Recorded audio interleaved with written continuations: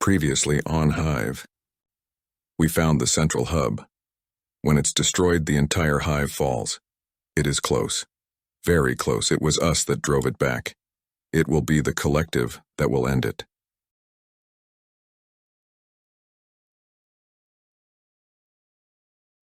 Chapter 4. The Farewell. Ye entered as he left with haste, making an impact on those who had been graced by his presence. The effects of his visit were prevalent amongst all of Zone 6, stemming from the lowest citizens to the highest officers. "What's the president like?" Patton asked Alex.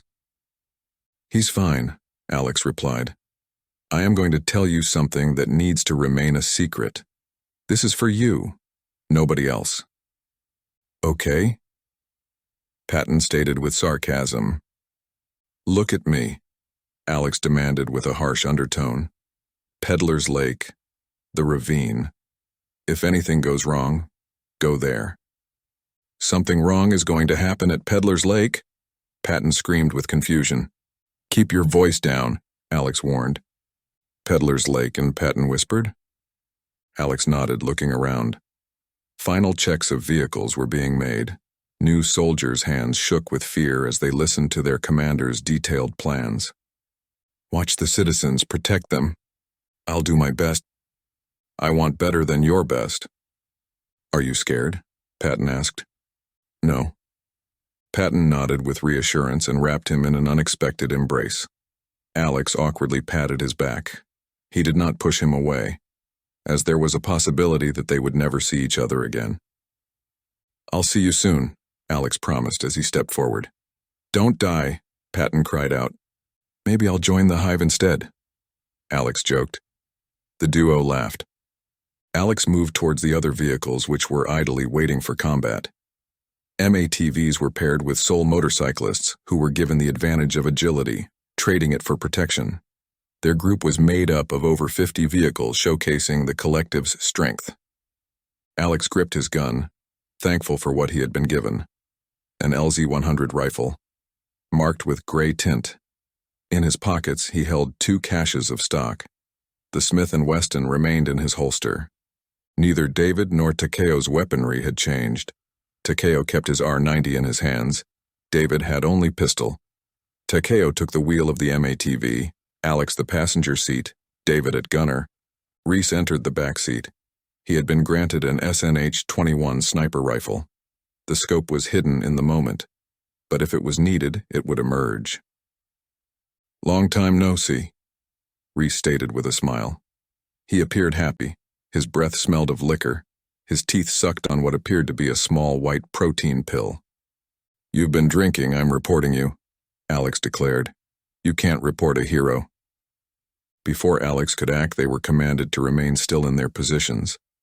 Alex fantasized that he would be the one to take out the Hive and return a hero. It would be his chance to be loved by both the citizens of the city as well as the military. He would be donned with countless medals, and he would no longer have to spend his days exposed to the elements, but instead would likely be offered a position in Zone 1, a comfortable one that had been blooming for a decade and remained untouched by war. "When are we going?" Reese asked, sighing, clearly bored. "When we are all ready," Alex replied. "You don't know? What a surprise. You must be an idiot if you think that this way of acting is going to get you anywhere." A beep sounded from the internal radio, signifying movement forward. The group of cars moved together through the city's gates, forming a destructive force. The city disappeared from the rearview mirrors. Its large walls slowly lost their visibility as they entered unfamiliar terrain. They passed bridges, lakes, streams, keeping their eyes open for anything foolish enough to attack their forces. "How long until this shit is done?" Reese asked. "If you're not interested in helping us, then die," Alex answered. "This makes me wish I was a part of the old world." "You don't know what it was like," Alex replied, "and I've done extensive research on the topic. People were fed well, there was a lack of conflict," David said. "You believe that? Then why would there be so many weapons around?" Reese asked. "To keep people like you in line," Takeo said. "Real peaceful." "Quiet," Alex said, hushing the 3 bickering men. Would you know what to do if we were attacked right now? Alex challenged. Why do I have to keep reminding you that I'm a hero? You're a disgrace, Alex said. You don't deserve to fight by my side, Takeo added. I'm fine with that. Are you aware that every skirmish that you've fought has been based on bullshit? We have purpose, Takeo answered. Your purpose is to do what somebody tells you to do. I fight for what I believe in. Yeah, somebody else's orders. If the others fail, we need to be the ones to destroy the hub. Okay. Reese's casual tone was unsettling, but Alex decided to let it go. He had greater things to focus on. I'm for sure going to be the one to kill it because I am delusional, Alex said. Dreaming, Takeo said. A hero, Reese finished. But wouldn't that be disrespecting our orders? What are the consequences, he asked with false sincerity. Execution or exile, Takeo informed. Wow, I just love the collective. Enough, Alex shouted. The Hive stole my family, it stole the world from us. The collective wants to bring it back, and whatever they want me to do, I'll do it. If you don't want that, then you're the idiot, Takeo proposed. What do you have against us, Alex asked. Yeah. You take things that aren't yours, small things like cities, Reese replied. We are helping the world in ways that you're too foolish to comprehend. You own slaves, you're also a slave, Ives told me. If it's between you and Ives, we should not know, Takeo stated. I'm not interested, Alex lied. The position that Alex found himself in was not one he had ever imagined to be in. He had a man who lacked complete enthusiasm for their mission, and one who had no battle experience. You're lucky to be allowed with us, Alex continued. My old group was pretty fun, we didn't even own slaves. You didn't even mourn when they died, Takeo said. I said they were fun, not that I cared about them. Everybody stop, a message from the radio commanded. Ahead, a blockade had taken a grip on their path in the form of fallen trees. This is where we get out. Delta Squad remain back and watch the vehicles. Alex had hoped that Gamma Squad would also have been called, but they were not so. Alex urged the others to step out. They stepped outside. The sun was beginning to set. Commander King, bring your squad up front, Officer Mint commanded through the radio. Let's go. Both Takeo and David began to move, but Reese just stared, his eyes filled with regret. Now, Alex continued. We're close, Reese replied. This blockade looks intentional, David said. Officer Mint stood in a Meisha suit. A sandy brown coat of paint covered his armor, with the exception of a dark brown pallet at his joints. 3 cylinders on his back would produce flame when called for. His face was hidden by tinted glass, a holographic map projected from his wrist providing a vague view of the area. What took so goddamn long, Mint asked.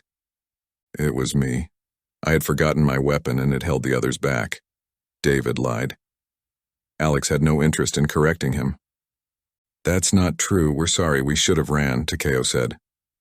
Reese, can we get to the hub from here? Mint asked. Sure, Reese said, pointing directly to the left. Move out, we're close, young. The group moved as instructed, reveling in the thought of a venture into the forest.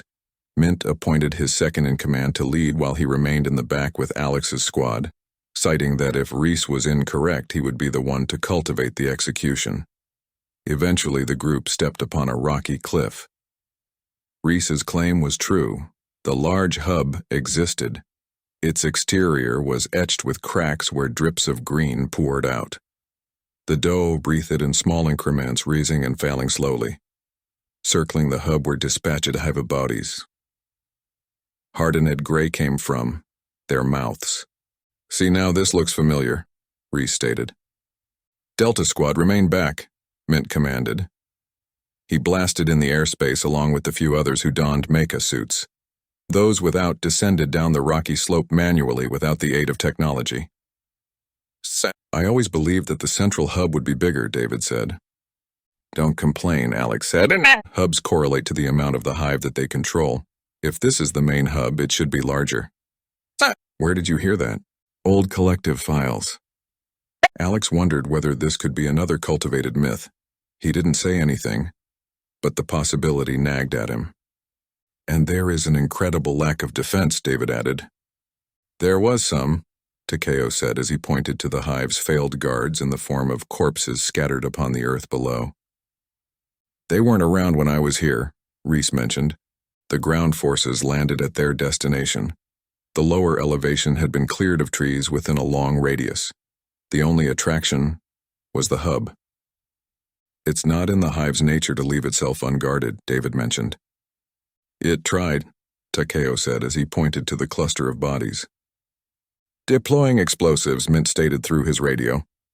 The ground forces stepped onto the deceased, throwing sticky bombs onto the hub, the first phase of ending the Hive's reign. We won, Alex said. Suddenly a set of stray hands came from below the ground forces. They wielded plasma melee weapons which struck the members of the collective down. The Hive was active. Within seconds, the Hive's trick had come into focus. The bodies on the ground revealed their true nature. Some of the dead bodies had been used as a distraction, while others rose from their dead state. The ground forces aimed their weapons downward, pumping bullets into the enemy. Alex acted quickly. Sniper fire now. The elevated group sprang into action, raising their weapons towards the Hive with precise shots. Alex decided not to join the group. His LZ-100 did not have far range. He would have to descend. Behind, a call warned. Alex turned to find 4 mecha suits flying towards the group. Spread then shoot, Alex warned. The mechas proved themselves effective. The lasers that came from their weapons crossed over one another, slicing limbs off collective soldiers and making escape nearly impossible. Alex turned his attention to the sky and unloaded a shot from his LZ-100. He made a direct hit, slicing through the chest of an enemy. The trio within the air pulled themselves away in ascension, avoiding bullet fire with synchronized circular movement. Alex was unable to make another direct shot. The inaccuracy of the collective increased as the mechas flew higher. Let them come to us, Alex warned, but his suggestion was ignored, drowned out by the calls of others with differing agendas. What? David shouted. His handgun followed the air forces, but he refused to shoot. Help them, Alex shouted, pointing his head towards the hub. His comrades were engaged in tense battle, struggling against their enemy. The Hive bodies moved swiftly, using melee weapons to cut down the collective. Snipers attack! An officer yelled. Alex spotted the long hair of Reese, who foolishly shot in a straight line instead of downward. Shit, Reese said with a giggle. His eyes left the scope, and Alex noticed that his pupils had grown. His smile made Alex boil with rage. Others were dying, and Reese somehow found enjoyment. Alex ripped the weapon from his hand and firmly placed his own rifle into Reese's unsuspecting grip. What the hell, man? Reese lazily complained as he stumbled backward, coming close to the cliff's edge. Alex took a step closer, deciding that Reese's death would mean a lesser burden for them all. They're coming, Takeo warned, detracting Alex from his new objective. The trio of mechas attacked once again at the reduced collective forces. The red lasers swiped from left to right, scorching the earth. The Hive moved with its expected synchronism. Every movement of one mecha matched the next, until one fell due to a blue ball of plasma wedging its way into the suit's stomach. The mechas turned away again. Don't waste your ammo, Alex warned. His words were meant for the privates who would shoot at anything deemed an enemy, including David, who fired his pistol aimlessly below. What are you doing? Alex found his answer as he peeked over the edge and found the Hive forces scurrying its way up the rocky cliff. The ground forces had ceased in their defenses. Only one surviving member wielded a flamethrower. Harnessed to his back was a tank connected to 2 hoses where columns of flames forged his immediate surroundings. He surged towards the Hive's heart, the collective's last hope. The man was a few feet away from the hub when suddenly his stream of fire was directed upwards courtesy of a thrown knife that lodged within his neck. A firm hand gripped his leg. With an automatic jolt, Alex's foot hit the enemy's face directly. The Hive had reached the top of the cliff. The collective was a few, the hive was many. The collective turned, running away, choosing to avoid conflict instead of staying loyal to their vows. Alex saw that David and Reese were doing the same. Alex planned to kill them until he saw each body retreating. He could not stand alone. Alex caught up with them and was relived to find Takeo had followed. They ran with the others until Alex spotted one of the mechas dash to the left. It was damaged and slower in its flight pattern than usual. "To the left," Alex shouted. Alex did not grant himself the luxury of looking back, and within a few minutes, Alex realized that they had separated from the majority of the group. "Give me my weapon back," Alex demanded as he took his PLZ from Reese. "What now, genius?" Reese asked. Alex looked to Reese. His fate would be grim. "Killing your own is against the collective philosophy," David said, predicting what Alex was about to do. Suddenly a burst of laser light headed towards them. The four of them broke their position, finding themselves lucky to be unharmed. Alex responded by taking a shot at the mecha, which narrowly missed. Takeo's shot hit. It hit the mecha's back, and he fell from the sky. "Keep your hands down or I will kill you," Alex shouted toward the fallen. The mecha spewed dual laser beams from his hands, ignoring Alex's warning. The red line blasted through the air in a frantic mix of horizontal and vertical directions. Alex dove behind a tree, preparing himself for pain. But the laser had been weakened. It passed through Alex's cover, but was unable to slice the bark, giving Alex the chance to emerge and release the trigger of his rifle. Alex's laser cleanly hit the mecha's bicep. The being did not shout as green liquid flew from the ventral point. Takeo provided a second attack through his R90. It burned into the enemy's chest, making him fall for the final time. Alex sprinted towards the mecha, his left laser shot wildly as a desperate act of defense. Takeo jumped from his cover with his machete hilt in hand. Wait!" Alex yelled. His command went unheard. Takeo activated the machete. A rectangle of red plasma jumped from the hilt, which plunged into the spot where the shotgun pellets had been entrenched. "The tech treat," a voice from the man's helmet projected. Alex focused on it. Then nothing came from it. They had been cut off from possible information. "We have to get back to the city," Alex decided. "Is anybody else really tired?" Reese asked. "You have a radio. For safety purposes, shouldn't we call in?" David suggested, ignoring Reese's question. "The Hive's here. It's probably listening in," Alex explained as he stepped forward. "Did anybody hear that I'm tired?" Reese asked. "Let's move," Alex said. The group sprinted to the blockade. They reached it to find that the group who had stayed back had been cursed with a dark fate. Deceased collective bodies had been piled at the side of the road. Some had been left alive. They dropped to their knees, begging for their lives to be spared. Those who were spared were stripped of their weapons by the Hive forces. Alex's hand gripped his buzzed black hair. He had failed. He had nothing left. "We're going back to Zone 6, Alex decided. "Nope," Reese argued. "We do have to warn them," Takeo reminded them. "To get back without a vehicle, the journey will take days," David said. "It's our responsibility to warn the others. We're men of the collective. We don't cower." "It looks like there is no collective anymore," Reese stated with a laugh. Takeo grabbed Reese by his shirt collar and shoved him directly into the hilt of his machete. "Okay, the collective exists. God," Reese reluctantly acknowledged. Alex turned back to the taken area, knowing that the criticisms he had heard held merit. "There are alternative factions," David said. "Where are you from, Reese?" Alex asked. "That's classified." "I don't have to, or indeed want to, threaten you again. You claim to be nearby.